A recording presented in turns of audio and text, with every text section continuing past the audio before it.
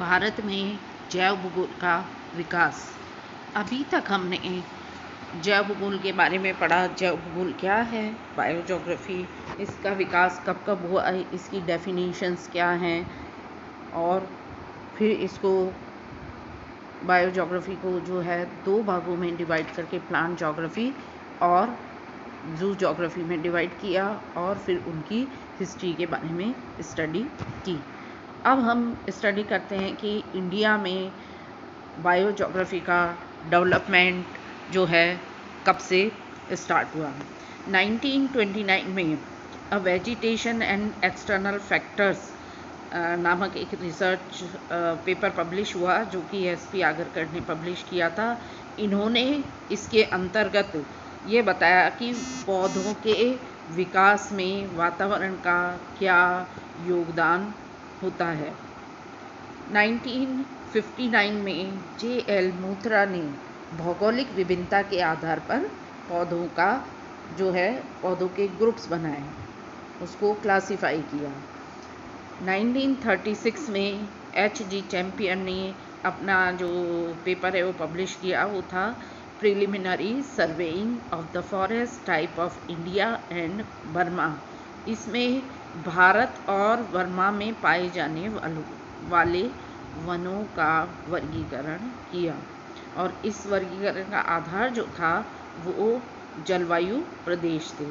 तो इन्होंने जो 4 वन प्रदेश बनाए वो थे, जैसे पहला उष्णकटिबंधीय वन प्रदेश, उपोष्ण कटिबंधीय वन प्रदेश, समशीतोष्ण कटिबंधीय वन प्रदेश और अल्पाइन वन प्रदेश। इस तरह से ये 4 वन प्रदेशों का वर्गीकरण किया। फिर इन्होंने इसको फिर से जो है इसको सब डिवाइड किया, जिसमें इन्होंने उष्ण कटिबंधीय के 6, शीतोष्ण कटिबंधीय के 3 और अल्पाइन प्रदेश के 3 उपविभाग किए। इसी तरह से 1960 में एस पुरी ने अपनी बुक इंडियन फॉरेस्ट इकोलॉजी के अंतर्गत 10 जो है वनस्पति प्रदेशों को बताया, जिसमें था पहला पूर्वी हिमालय, दूसरा पश्चिमी हिमालय, तीसरा असम, चौथा गंगा मैदान, 5वां सिंध मैदान, छठा मध्य भारत, 7वां दक्षिण का पठार, 8वां मालाबार का पश्चिमी तट, 9वां अंडमान द्वीप और 10वां मिनीकॉय। तो इस तरह से इन्होंने 10 वनस्पतिक प्रदेशों में विभाजित किया। 1955 में S.R. बख्शी ने हिमाचल प्रदेश के वनों पर ऊंचाई के प्रभावों की स्टडी की।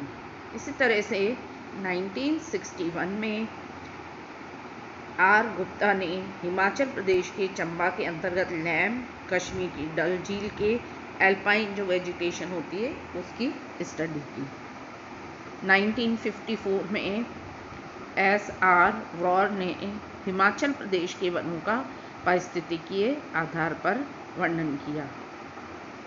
इन्होंने चीड़ के पेड़ 900 से 1800 मीटर की ऊंचाई तक बताए, और ये जहाँ पे 900 से लेकर 1800 मीटर तक की ऊंचाई पर जो चीड़ के वृक्ष पाए जाते हैं, तो उन क्षेत्रों में मिट्टी में माइकासिस्ट व चूना पत्थर पाए जाते हैं।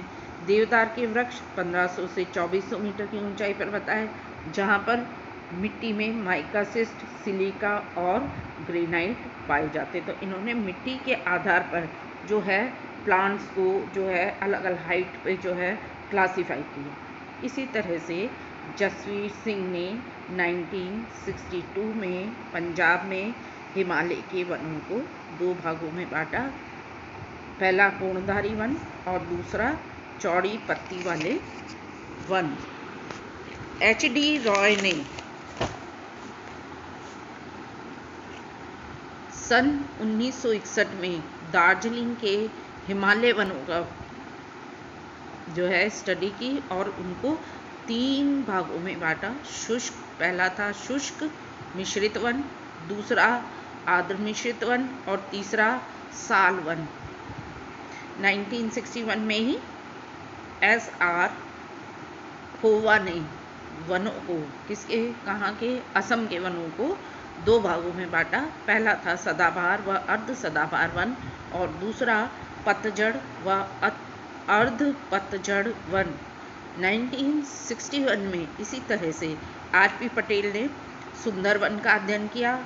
आर.पी. शर्मा ने 1965 में राजस्थान के वनों का अध्ययन किया और बताया कि यहाँ पर राजस्थान में मुख्यतः झाड़ी व सदाबहार घासें पाई जाती हैं, क्योंकि अरावली के निकट जहाँ पर की रेत उपजाऊ और उत्पादक होती है, वर्षा भी होती है, वहाँ तो बड़े बड़े पेड़ पाए जाते हैं। अरावली पर्वत के ढालों पर पतझड़ वन भी पाए जाते हैं। C.R. कासिन ने दक्षिण के पठार के वनों का अध्ययन किया और इनका अध्ययन क्षेत्र जो था वो था सतपुड़ा की पहाड़ियाँ थी। यहाँ के वनों को इन्होंने 2 भागों में विभाजित किया। पहला मरुद्भिद, दूसरा शुष्क वन। 1960 में R.K. चोपड़ा ने पश्चिम घाट के वनों का और 1960 में ही C.M. माथुर ने राजस्थान के वनों का, J.K. महेश्वरी ने मध्य प्रदेश के वनों का, B.M. सिन्हा ने 1948 में उड़ीसा के वनों का, R.B. मुखर्जी ने उत्तर प्रदेश के वनों का अध्ययन किया। इसी तरह से योगदान H.S. माथुर ने, जिनकी बुक एसेंशियल ऑफ बायोजोग्राफी 1988 में पब्लिश हुई थी, उन्होंने जैव भूगोल को, बायोजोग्राफी को जो है सुव्यवस्थित और विस्तार ढंग से जो है पब्लिश किया। और इनके जो है इस क्षेत्र में, बायोजोग्राफी के क्षेत्र में कई रिसर्च पेपर जो है और कई स्टडीज़ जो है पब्लिश हुई। इसी तरह से R.N. मिश्रा, इन्होंने भी जो है राजस्थान यूनिवर्सिटी में कई इस पर जो है रिसर्च करवाए और किए गए। तो ये जो है हमारे इंडिया में इन जोग्राफर की वजह से जो है बायोजोग्राफी का विकास हुआ। Thank you.